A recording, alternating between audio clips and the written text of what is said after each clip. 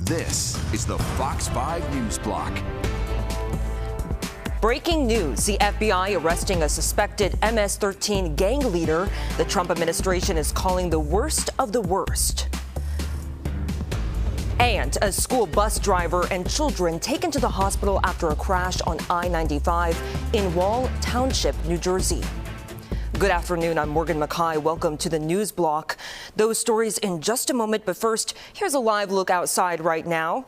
Liv, it's a little sunny, but it's got that little bit of a chill to the air. What do you think?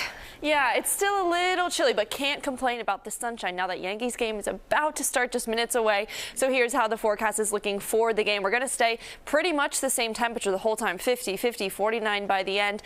And like we were saying, lots of sunshine, just breezy at times. Right now we're 49 for Long Island, 48 up in Hartford, 49 for Poughkeepsie as well. We also have 49 down the shore, a little warmer for Newark, 53. And that's going to be about our high today. So we should climb a few more degrees later in the afternoon. Hartford and Poughkeepsie will cap out at 50, and so will Belmar.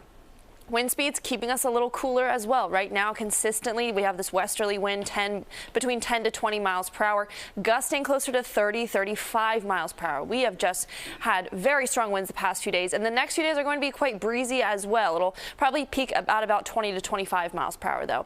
That being said, we are feeling about 10 degrees cooler, so most of the day we're going to feel like the mid-lower 40s. But like we said, lots of sunshine, so we can't complain about that. We're mostly clear for our day. A couple scattered showers for our overnight hours. Pretty much after midnight, a few of us will see a little bit of rain. Friday, most of your day, again, is clear before we have another passing shower, maybe down in South Jersey, mid-afternoon. And then we're dry until overnight hours for Friday. And that's kind of the trend that we find ourselves in for the next few days. But then your Saturday is looking gorgeous. Look at this, a high of 77 degrees, sunshine, warmth, and then more rain for our Sunday. Morgan? I can't wait for the sunshine. Thank you, Liv. Now, to that breaking news, the FBI making a big bust, arresting what the agency says is one of the top 3 MS-13 gang leaders. Fox 5's Sharon Crowley is in the newsroom with the latest. Sharon? Yeah, that's right, Morgan. This happening in the wee hours of the morning. The FBI announcing agents arrested one of the top 3 MS-13 gang leaders in this country. That happening this morning, as I said. Officials capturing the 24-year-old from El Salvador without incident. They arrested him at his apartment in a residential neighborhood in Virginia, about 40 miles south of Washington, D.C. Now, the Attorney General, Pam Bondi, and the FBI Director, Kash Patel, watched the arrest from a monitor off-site as it was taking place. They say they hope to bring the task force model used in this arrest to all areas of the country. We're able to be out here in force to show the American people, to be here in person, that this means a lot to her and the mission and securing American communities. And that's what we're doing. That's why we're here. We're supporting our guys and gals on the ground, but we also want to know and inform America that safety is our primary concern of these communities, and we effectuated that today. Well, Virginia Governor Glenn Youngkin says that in just the last month, there have been more than 340 arrests of illegal migrants throughout the state. Morgan, that's the very latest. We'll keep you up to date on this developing story. Thank you so much, Sharon. Now, Skyfox over the scene in Wall Township, New Jersey. Crews responding to an accident involving a mini school bus and a van on I-95 around 7:30 this morning. As you can see, the school bus overturned. The bus driver and 4 children were injured. One of those children was seriously hurt. They were all taken to the hospital. Now, police are investigating a string of headphone robberies across parts of Manhattan. The NYPD says on March 17th, the suspects on your screen allegedly approached 7 separate victims and snatched their headphones off their heads. The suspects then fled the scene. Anyone with information regarding these incidents is asked to call the NYPD's Crime Stoppers hotline at 1-800-577-TIPS. Now, demonstrators were protesting outside of the federal district courthouse in Newark this morning. The group RefuseFascism.org is calling for the immediate release of Mahmoud Khalil on Friday. The court will hear arguments on Khalil's lawsuit against the Trump administration. The suit says the Trump administration violated Khalil's civil rights by throwing him in an ICE detention facility in Louisiana. Now, breaking news from Washington, President Trump has withdrawn New York Congresswoman Elise Stefanik's nomination to be U.S. ambassador to the United Nations. Her Senate confirmation has been stalled over concerns about Republicans' tight margins in the House. In a Truth Social post, Trump says it's, quote, essential that we maintain every Republican seat in Congress. So far, a replacement has not been named. Now, the Department of Health and Human Services says it's cutting 10,000 jobs to decrease its workforce in a major restructuring plan. An estimated 3,500 jobs are to be cut at the Food and Drug Administration. 2,400 jobs are on the chopping block at the Centers for Disease Control and Prevention. The National Institute of Health will see about 1,200 job cuts. The NIH is the world's leading public health arm. Health Secretary Robert F. Kennedy Jr. criticized, promising Americans more will get done with less. We're going to consolidate all of these departments and make them accountable to you, the American taxpayer, and the American patient. These goals will honor the aspirations of the vast majority of existing HHS employees who actually yearn to make America healthy. HHS said it anticipates the changes will save $1.8 billion per year. We're following developments on the story. Now, European automakers say President Trump's import tax on cars will hurt companies and consumers on both sides of the Atlantic. The stakes are huge for the European auto industry and for the overall economy. In 2023, European car makers exported 56 billion euros worth of vehicles and parts to the U.S., making the U.S. the #1 export destination for the industry. A lawyer for the Associated Press asked a federal judge once again to reinstate the agency's access to the White House press pool. The AP says the Trump administration's ban should be overturned. The AP's lawyer says the agency has now spent 44 days in the penalty box. The news agency and the Trump administration are in court for a disagreement over the White House's removal of the Associated Press reporters and photographers from the White House press pool. We'll be right back in just a moment.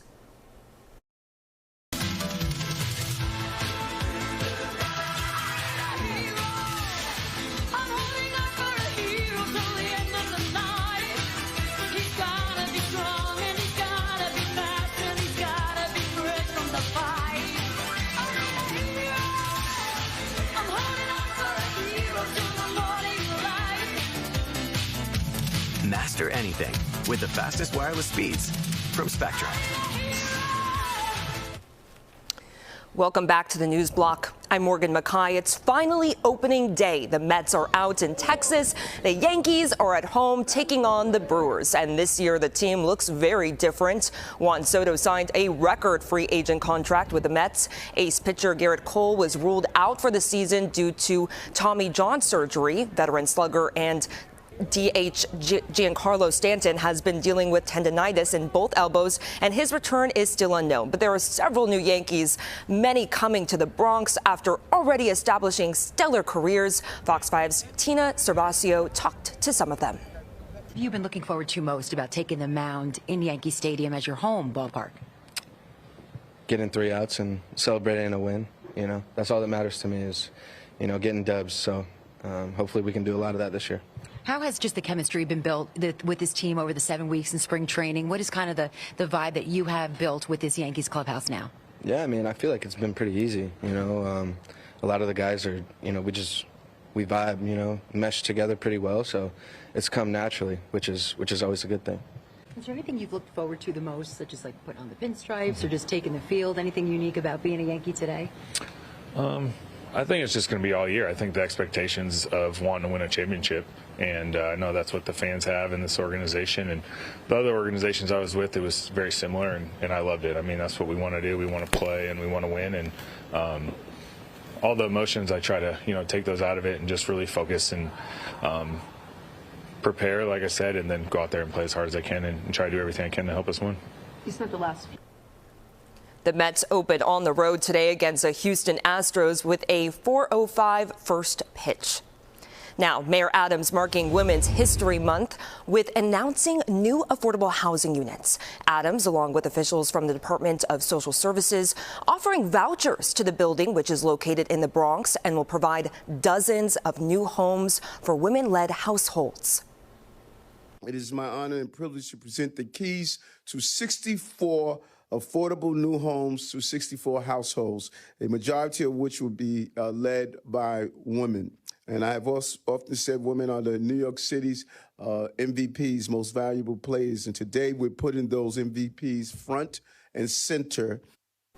This is the first affordable housing services site to specifically prioritize renting units to women-led households. The Adams administration says last year alone, the city helped 34,000 people move out of shelters and into stable homes. Uber announcing it's expanding shuttle services to JFK Airport.